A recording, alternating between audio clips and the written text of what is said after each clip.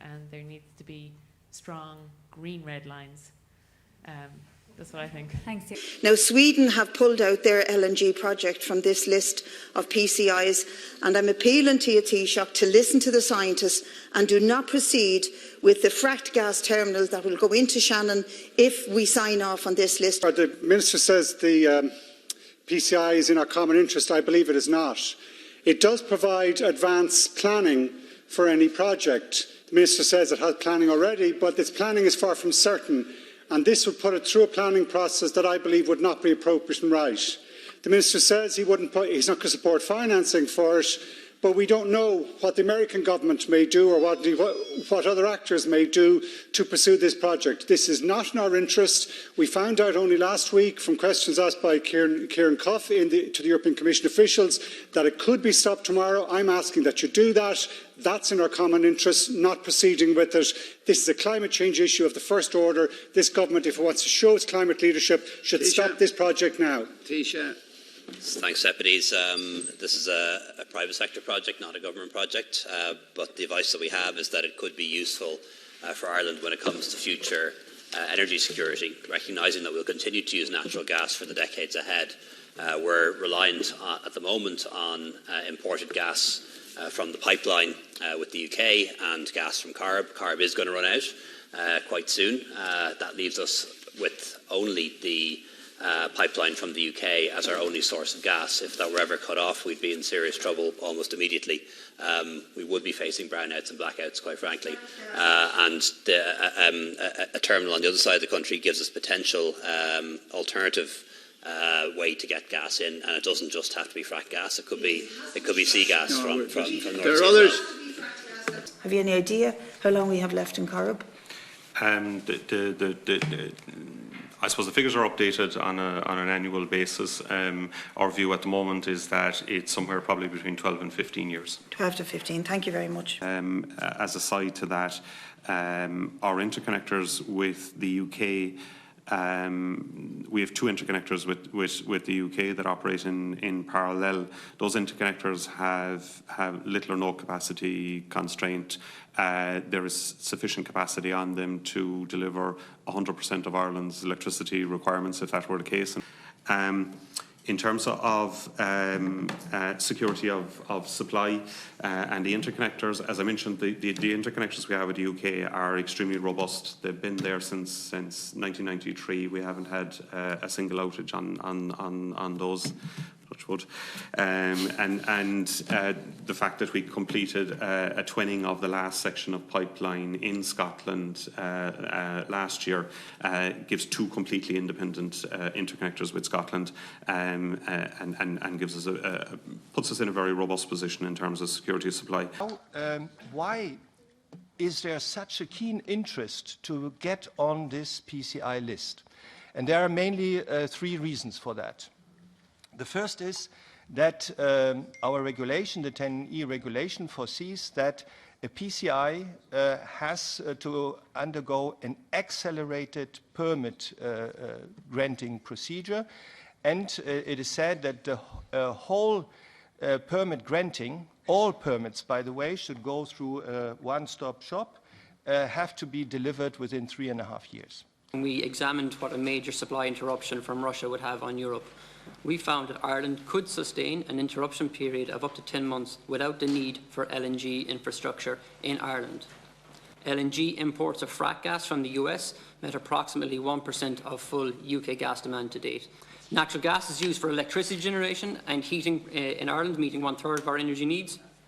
Analysis with colleagues in Europe found that the addition of the Celtic electricity interconnector from Ireland to France will further reduce Ireland's needs for natural gas, cutting the need or the volume of natural gas by about 7% when it is introduced. In essence, I guess the question is, do we need LNG?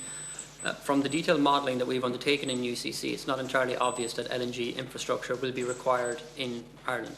We have modelled detailed supply interruptions coming from Russia, independently coming from Norway, independently coming from North Africa, and essentially the lights have stayed on in all our simulations in Ireland. That points to the fact that maybe LNG infrastructure is not required within Ireland. The things that make the Irish gas system relatively secure and resilient, and it's worth bearing in mind that actually we have never had a supply interruption of gas coming into Ireland. In the last 4 or 5 years, we've had 2 supply interruptions on the electricity interconnectors, both Moyle and the East-West. So we're incredibly lucky to have a resilient gas infrastructure, and the recent twinning of the gas pipes coming from Scotland into Ireland increases that resilience even further. And I'm just wondering if you, in your vision for 2050, have you taken account of the PCI listed project for frack gas in Shannon? Have you thought about that? Have you factored it into your graph here for how the future might look in 2050, etc.? No, we haven't, because until such time as we know that there is an LNG terminal going to be built, we haven't factored it in. What we have factored in is our existing sources of gas plus the renewable gas and hydrogen that we refer to in the Vision 2050. Okay. It is a matter for policymakers and regulators to decide what gas is appropriate, what gas is not appropriate, and therefore we don't get involved in either supporting or not any particular source of gas.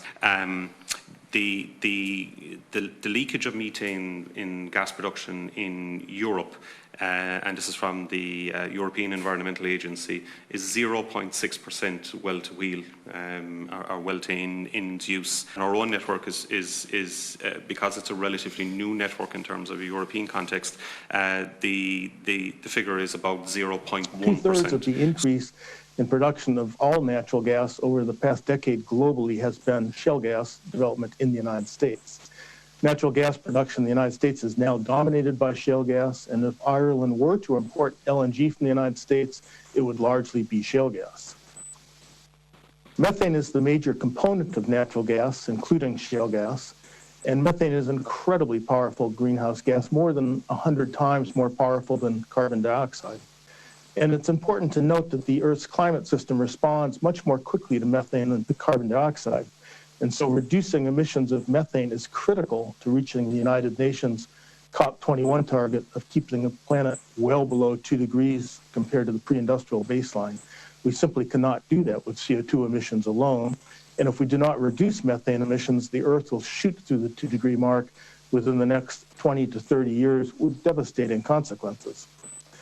Unfortunately, society has not so far acted to reduce methane emissions, and rather methane in the atmosphere is rising rapidly over the past decade. My latest research, published in the journal Biogeosciences this summer, demonstrates that shale gas development in North America is the single largest driver of this increase in global methane. Shale gas in the United States accounts for 1/3 of the increase in all global emissions from all sources. In the United States, approximately 3.5% of the shale gas that's developed is emitted to the atmosphere as unburned methane due to leaks all along the chain from wells to final consumer, but also due to purposeful emissions as the gas is processed, stored, and transported. Because of these methane emissions, the use of shale gas in the U.S. has an even greater negative impact on the climate than does coal when we consider methane on the timescale of 20 years after it's emitted. LNG imported to Ireland from the United States would have an even greater greenhouse gas footprint. To liquefy and transport the gas requires a substantial amount of energy, and so to import 1 cubic meter of gas as LNG requires the production of 1.2 cubic meters of gas, with 0.2 cubic meters of that gas burned to provide the energy for the liquefaction, etc. With that, we increase the carbon dioxide emissions as well as methane emissions, and I therefore estimate that the use of shale gas imported as LNG to Ireland would create a greenhouse gas emission of 156 grams of carbon dioxide equivalent per megajoule, or a footprint that's 40% greater than that of coal. I've provided a figure which demonstrates that. This is a minimum estimate that does not include additional methane emissions associated with storing and transporting the LNG. There are few, if any, data available on those methane emissions during transport, but they could be substantial. From the standpoint of climate change, LNG is a very poor fuel choice, worse even than using shale gas in the United States. I urge Ireland to prohibit the importation of fracked shale gas from the United States. In terms of our emissions, we do not examine emissions from outside of our territorial emissions. According to UN FCC conventions, the emissions that Ireland are responsible are the emissions that occur within our own territory. So within our science, we don't actually assess the emissions that come from outside of Ireland.